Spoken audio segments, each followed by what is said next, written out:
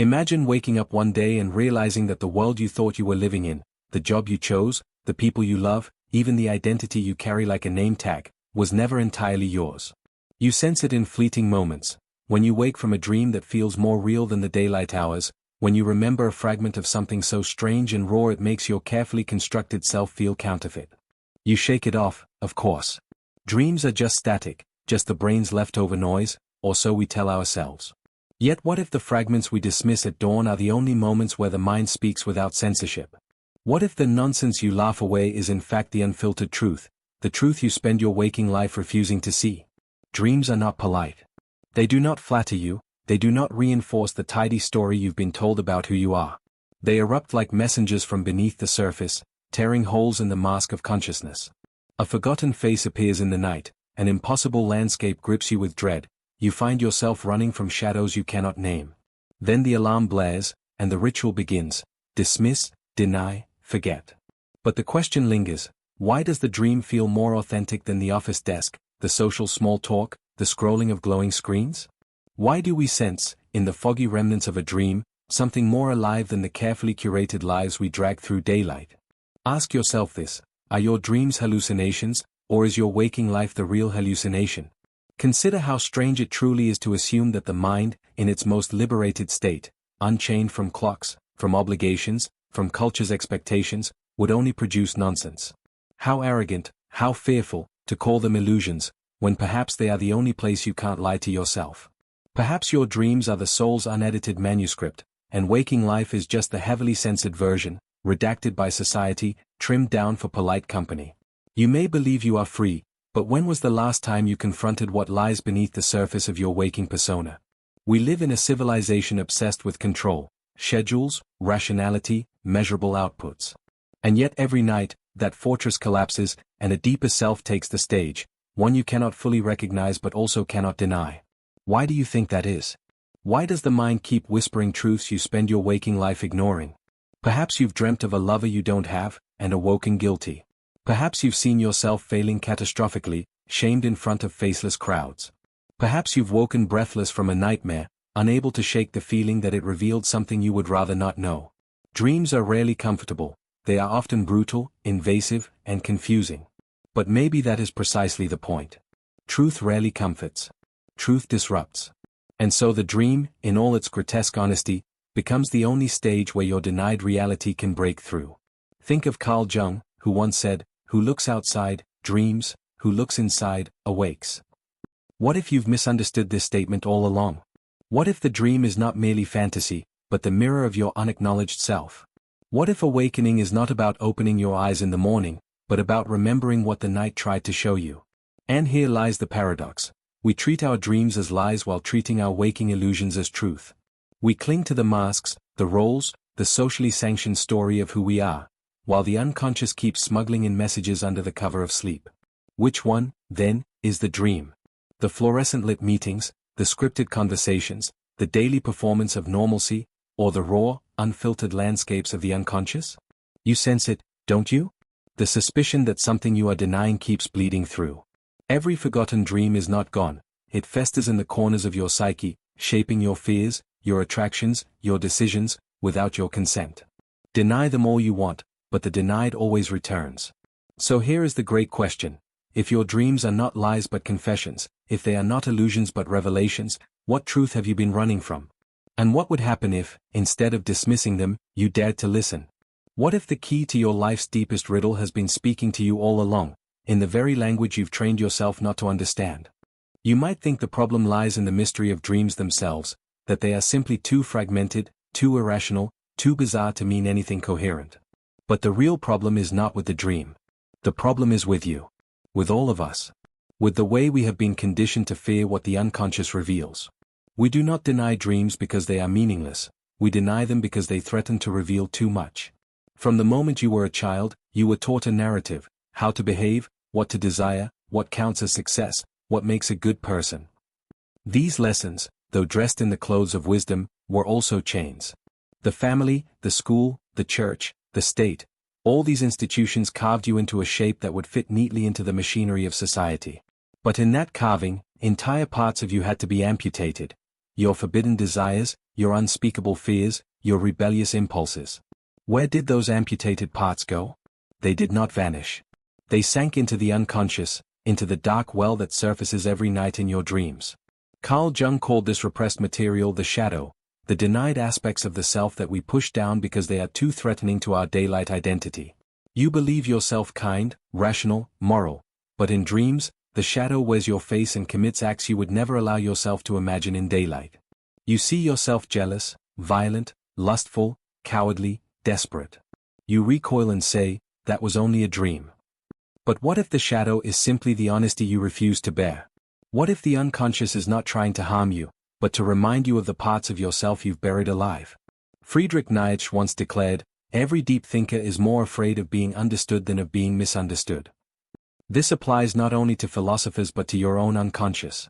The deepest parts of you want to be expressed, yet they terrify you with their truth. That is why dreams are coded in symbols, in riddles, in grotesque images. It is the only way the unconscious can slip past the vigilant guard of your rational mind. Arthur Schopenhauer, centuries before Freud and Jung, suggested that human life is ruled by a blind, irrational force he called the will. According to him, our polished rational explanations are merely the thin veil over this primal chaos. Doesn't this sound exactly like what dreams expose? That behind your calculated plans and polite smiles lies a churning storm of raw desires and unacknowledged fears? The you who walks through daylight is only the mask. The you who moves through dreamscapes is the creature wearing the mask. Why, then, do we deny dreams? Because modern society, obsessed with productivity and progress, cannot tolerate truths that disrupt efficiency. Aldous Huxley warned that our culture reduces the human being to a cog, numbed by distractions and pleasures. In such a world, dreams are dangerous. They interrupt the narrative that you are satisfied, that you are in control, that the system is working. If you were to fully absorb the truth of your dreams, you might not return to your desk, your shopping cart, your glowing screen with the same obedience. You might see through the facade. Psychology offers another layer to this denial. Consider cognitive dissonance, the discomfort we feel when reality contradicts our beliefs. Dreams create cognitive dissonance on a massive scale. You dream of betraying someone you love, and the guilt lingers even though you know it was unreal. You dream of failure, and the panic sticks to you even after waking. You dream of impossible ecstasy, and waking life feels hollow by comparison. To protect yourself, your mind insists, it was only a dream. But isn't that insistence itself suspicious? Why must we so forcefully deny something, unless it carries power? Jean-Paul Sartre, existentialist and master of confrontation with freedom, might argue that dreams terrify us because they strip us of excuses. In dreams, you cannot hide behind circumstance. You cannot say, I was forced, or that's not me. The dream exposes choices you pretend you do not have, desires you claim you do not want. It unveils the unbearable truth, you are far more than the role you perform in waking life. And with that freedom comes responsibility, the responsibility to face the entirety of your being. Viktor Frankl, who survived the unimaginable horrors of Auschwitz, once wrote that human beings can endure almost any suffering if they find meaning within it. Perhaps dreams disturb us so much because they point to the lack of meaning we attempt to ignore. They expose contradictions between the life we live and the life we yearn for. A dream of flying may not be about literal flight, but about a spirit that feels shackled. A dream of drowning may not be about water, but about the suffocating weight of unlived truth. Dreams reveal not just the shadow of forbidden desires, but also the unfulfilled yearnings for meaning we bury under routine. And so, the hidden problem emerges. We are at war with ourselves. Our conscious self, disciplined by culture, insists on stability, control, identity. If the unconscious is a messenger, then ignoring it is not neutral, it is catastrophic. Denial is not a shield, it is a slow poison. You might believe you can brush off your dreams, laugh them away at breakfast, and bury them beneath work emails and notifications. But the truth is that what you refuse to face does not vanish, it infiltrates your waking life in ways you don't even notice. Think of the dream as a letter slipped under your door. Each morning you toss it away unopened. Yet the message does not stop arriving. The pile grows. The ink bleeds. And soon, you begin to feel the weight of a truth you cannot name, shaping your choices in ways that feel like fate. Have you ever wondered why certain fears follow you relentlessly, why you sabotage yourself in moments of opportunity, why you repeat the same toxic relationships or destructive patterns? It is not random. These are the echoes of unheeded dreams. The unconscious, denied its voice in memory, finds another stage, your behavior. Consider the phenomenon of projection. When you refuse to recognize an aspect of yourself, say anger, envy, or desire, it does not dissolve. Instead, it leaps outward. You suddenly see others as angry, envious, or lustful, while remaining blind to your own reflection. Entire relationships are ruined because we refuse to acknowledge the truths our dreams have already whispered, that we are not the saints we imagine ourselves to be. Dreams that show you as violent or cruel may be warning you of unprocessed rage. Ignore them, and the rage leaks into your waking life, perhaps in sudden outbursts, perhaps in corrosive bitterness that quietly destroys intimacy. Dreams of betrayal may reflect insecurities or unmet needs. Deny them, and they fester into suspicion, poisoning your love until it collapses under weightless accusations. Modern neuroscience adds another layer to this. Studies show that during REM sleep, the brain processes emotional memories, attempting to integrate them. When we dismiss or forget dreams, we interrupt this integration. Unresolved emotions remain raw, leading to chronic stress, anxiety, even depression. In other words, ignoring your dreams is not only a spiritual blindness, it is a neurological wound.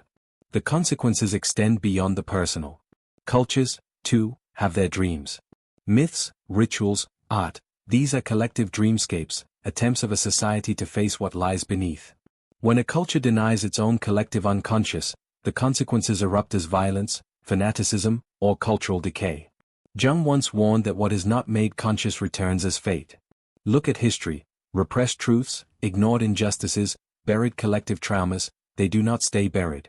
They return in wars, in revolutions, in collapses.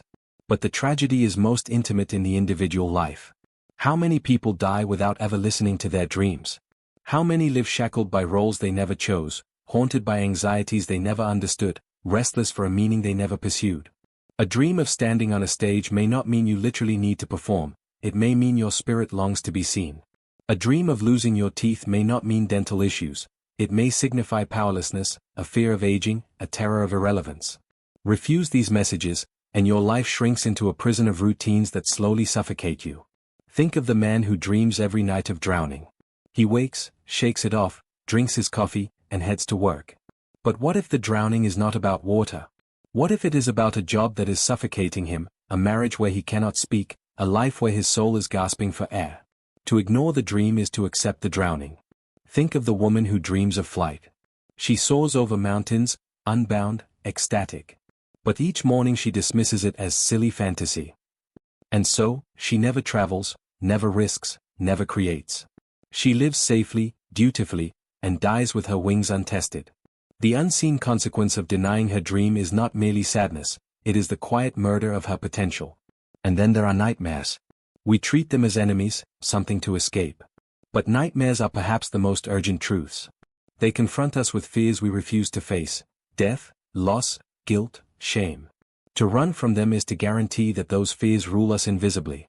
To face them, to ask why the dream insists on such terror, is to begin reclaiming power. There is a cruel irony here. The very people who dismiss dreams as just the brain firing randomly often find themselves controlled by unconscious forces they refuse to acknowledge. They mock the idea that dreams matter, all while being silently steered by unexamined fears and desires. They are like captains insisting they steer the ship, blind to the undercurrents dragging them toward the rocks. Do you see it now? Denying dreams does not protect you. It enslaves you. The consequences are everywhere: anxiety you cannot explain, patterns you cannot break, emptiness you cannot fill. You live a haunted life, haunted not by ghosts but by yourself, by the truths you refuse to confront. And this raises the most unsettling question: what if the suffering you endure daily, the stress, the confusion, the feeling of being trapped, is not random at all? What if it is the bill you are paying for years of unopened letters from your unconscious? The unseen consequences of denying dreams are not just personal neuroses or private sadness. They are the slow erosion of your soul. Each ignored dream is a door unopened, a path unlived, a self unmet. And one day you may wake not from a dream, but into a nightmare of regret, realizing that the life you denied in sleep was the very life you were meant to live. The unconscious has patience. It will keep sending messages until the end. The question is, will you listen before it is too late? If denial breeds slavery, then rebellion begins with a single act of courage: listening. Not the shallow listening of casual curiosity, but the dangerous, transformative listening that dares to believe your dreams are not nonsense, but revelations. To rebel is to decide that you will no longer treat the unconscious as an intruder but as a guide. And make no mistake, this decision will threaten the entire architecture of your identity. But without it, you will remain a prisoner to the unseen consequences already devouring your life. How do you break free? It begins with a shift in perspective so radical that it almost feels heretical. Stop assuming waking life is the real and dreaming life is the illusion. Instead, entertain the possibility that the line between them is far thinner than you think. This does not mean you must treat every dream literally. No, that is its own trap. It means you must honor the symbolic language of the unconscious with the same seriousness you give to the language of law, money, or science. Carl Jung once insisted that dreams are letters from the self to the ego. To ignore them is to ignore mail from your truest identity. What rebellion looks like, then, is the simple, subversive act of remembering. Keep a journal by your bed. Write down every fragment you recall. Do not censor, do not analyze too quickly. Let the dream speak in its own language first. Over time, patterns will emerge. You will begin to see that what seemed absurd was actually coherent, that your unconscious has been telling you a story all along. But rebellion is more than recording. It is interpretation. Not the shallow, fortune cookie kind of interpretation, you dreamt of water, therefore you are emotional, but a deep inquiry into what the symbols mean to you. Water may be freedom to one person, suffocation to another.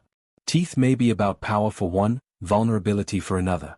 Dreams are not universal riddles, they are intimate mirrors. To rebel is to look into that mirror without flinching. History gives us examples of dreamers who broke free from the tyranny of denial.